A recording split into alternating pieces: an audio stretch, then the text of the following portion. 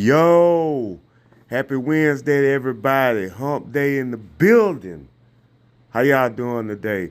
It's your boy Mike D, aka DDEA, aka 13th Wonder of the World. So nice of you to join me on the point of view on this Wednesday. I got a lot to talk about. I think I got like a 30-minute span of conversation. I'm hoping that it's less than that, but you never know with me. Shout out to the Point Place family. Shout out to Bobby Reezy. Go get the Loaded Love album that is all on streaming, all the streaming sites. Get them on there. Get it on there. You're going to enjoy it. Starter kit still coming through, folks. I'm gonna start on it no later than February. Try to get it together, get a couple of tracks put together for y'all. Shout out to Breezy. Shout out to Naya. Shout out to my sister. I love y'all and thank y'all for joining me on the point of view on this Wednesday. A lot to talk about, folks. A lot to talk about. First, I want to start off talking about tonight AEW's Dynamite preview show, which comes on in about 3 hours. It's going to be Christian Cage versus Dustin Rhodes for the TNT Championship. I think that, of course, Christian's going to win this match, but it's going to be good to see Dustin have a shot at it. Cody, his brother, was the TNT champion on 3 different occasions when he was there.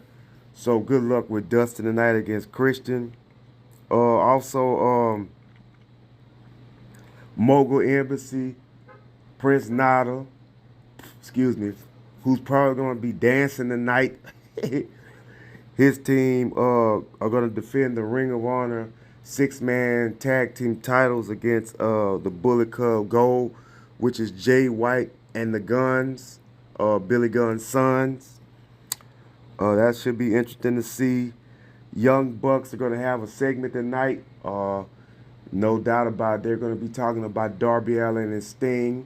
They're going to make the challenge full-fledged between Sting and Darby tonight for Sting's last match. That's going to be interesting to see, as well as the AEW Championship, the FTW champion Hook versus the AEW champion Samoa Joe. There's no doubt about it. Hook's gonna have his second loss tonight because they don't do disqualifications at AEW. They don't throw matches out or none of that there. They go straight with wins or losses. They don't do the disqualification in AEW. That's one thing I do like about them. They don't have smodges in their company. Either you're gonna win or lose, and Hook's gonna lose his second match tonight. It's a great showing for him to be a part of the main event, but Joe's got all kind of other competitors on his back. You know, he's got Hangman Page, Swerve Strickland, all those boys that want a shot at Samoa Joe. So we'll see what happens with that tonight. As we talk about AEW Dynamite preview, let me talk about also the NXT. Let me get on 2 situations before I talk about NXT. One is pertaining to NXT. Cora Jane, who was out most of last year, is going to be out again most of this year. She tore her ACL in a live event match against Lyra Valkyrie. And it looks like she's going to be out for like 6 to 12 months. She tore her ACL. Bad break for the young lady, because the young lady, despite her character as a heel, a rotten heel, she has potential. And she's going to have to take another step back. And I hate that for her. But, speedy recovery to Cora Jane for what she does. Also, ladies and gentlemen, Seth Rollins. I didn't talk about this Monday night, but I'm going to talk about it right now. Seth Rollins got injured this past Monday night on Raw during his match with Jinder Mahal for the World Heavyweight title. If Seth Rollins, and I haven't heard anything else about it, if he's out for a long time, this is going to damper the match between him and CM Punk, because they are expecting to have the match between him and CM Punk at WrestleMania. And if Seth Rollins is out, it's going to be hard for him to come back, folks. It's just that plain and simple. They're going to have to relinquish the title. This could give somebody a chance to win the title. That's if he's injured for a long time. I hope not, because this happened to Seth Rollins about 9 years ago when he was the champion and he had to relinquish the title at a live event against Kane when he hurt himself against Kane, and he had to take a step back and had to leave the business.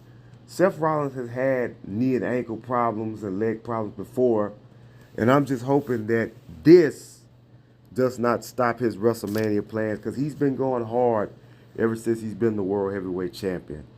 So, hope that everything's good with him.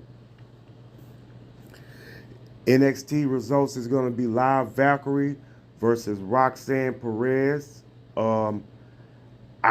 In my book, I know that Roxanne Perez never lost the NXT Women's title. I get that they're rewarding her with a title shot, but I think girls like Fallon Henley, girls like Kalani Jordan, girls like Lash Legend,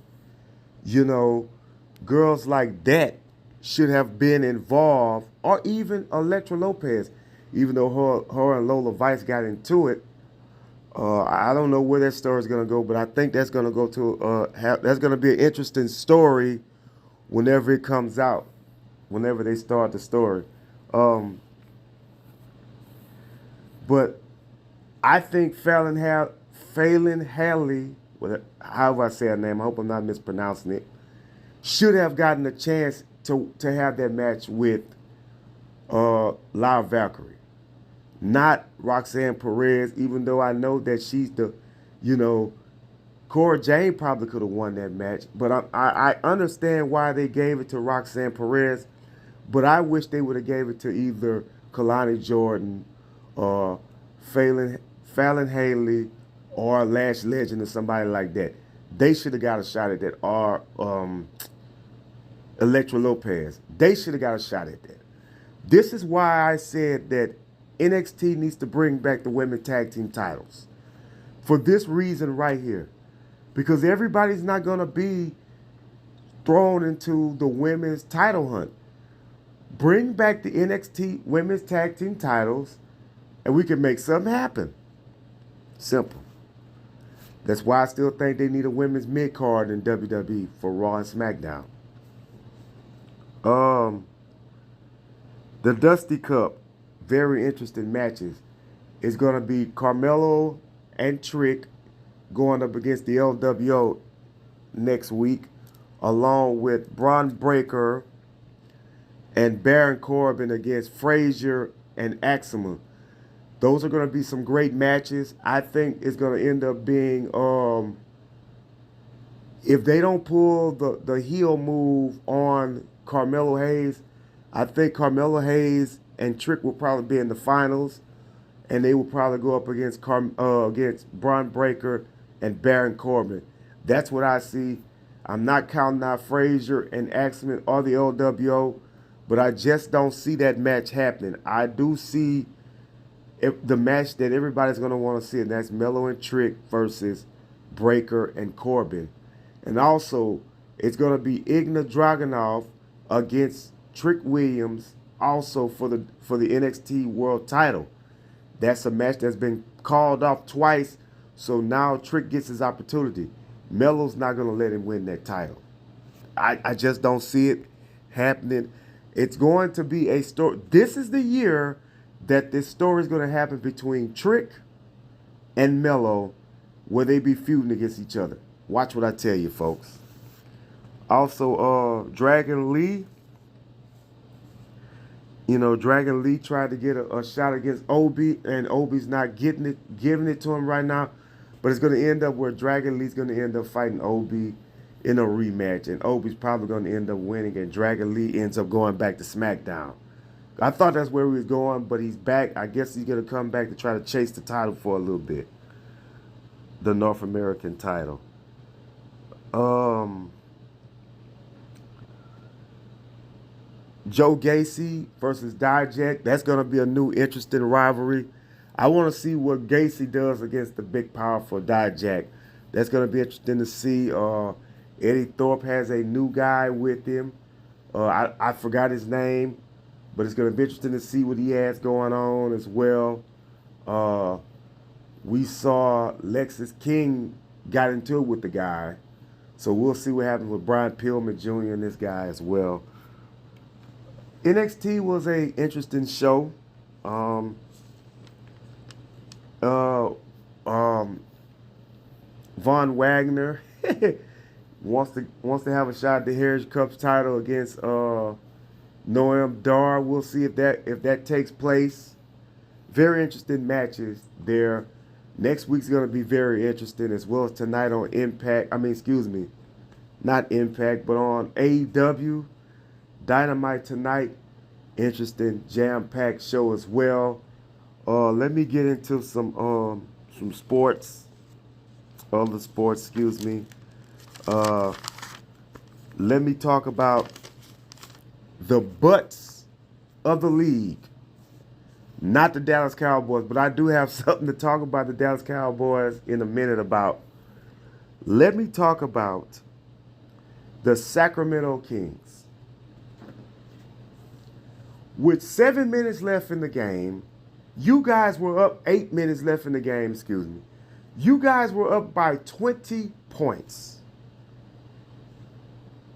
As good as Barnes, Fox, Sabonis, Herter, and all those boys on the Sacramento Kings, which is a playoff team in my book.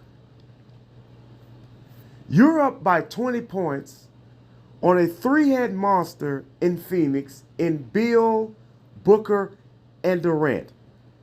And you let Grayson Allen, KD, Booker, and Bill come back and beat you guys. 20-point lead in the fourth quarter when that should have been over with. But you let the Phoenix Suns get confidence. When you play like that, when you're up by 20 points, you go for the kill. You go for the kill. You try to knock them out of their misery and say, hey, try again next time we play against you. You guys actually sat there and let the Phoenix Suns come back and win a game by 20 points. They come back from a 20-point deficit and you lose. I know that Mike Brown is livid with those guys, how the way they played. The Phoenix Suns had no business winning that game, and they did. Shout out to the Suns for coming back and winning the game, but very disappointed by the Sacramento Kings. Very disappointed by the Sacramento Kings. Trade. Siakam is no longer in Toronto. He was one of the last guys that were on the 2019 NBA Championship Toronto Raptors. He's now going to Indiana. Him and Halliburton, Buddy Hield, Turner, and all those boys, they have a chance now to make a little noise in the Eastern Conference. Bruce Brown and them going to the Pelicans. They made the trade with the Pacers, the Raptors, and the Pelicans. It's going to be interesting to see. Bruce Brown can help with the Pelicans. That's going to be interesting to see as well. That's going to be interesting to see what can Indiana do. Does it make them better than Boston or Milwaukee? No, it doesn't. Does it make them like a top 4 seed? Could possibly make them that. I think now that the Raptors are trying to stay alive in the mix, along with the Knicks, the Heat, the Bulls are out, Hawks are on the outside looking at. These teams have a chance now, especially Indiana. It's going to be great for Halliburton to have another guy that he can play off of in Siakam. So that was a great move by Toronto by letting Siakam go because he didn't want to be there anymore. So when a player tells you they don't want to be there anymore, you got to find a way to get them out of there. You can't sit them for too long, then you'll start losing money because you got to pay them the more they sit. So you got to great move by the Toronto Raptors and a better move by the Pacers by picking him up. We'll see what happens as the season goes on. I wish the Lakers would make a move. I know that they won the other night against OKC. Shout out to LeBron James and AD for putting up points. D'Lo played great. Reed played great. All these guys played great the other night. Tonight they played Dallas. They're going up against Kyrie Irving, and they're going up against Luka, Tim Hardaway, all these boys. The thing about it is this. The Lakers got to maintain. They have a lot of home games where they can make this happen. Can they win tonight? I hope they do. I hope they win tonight. Last night, the Clippers saved my stuff, man. The Clippers saved my stuff by winning last night.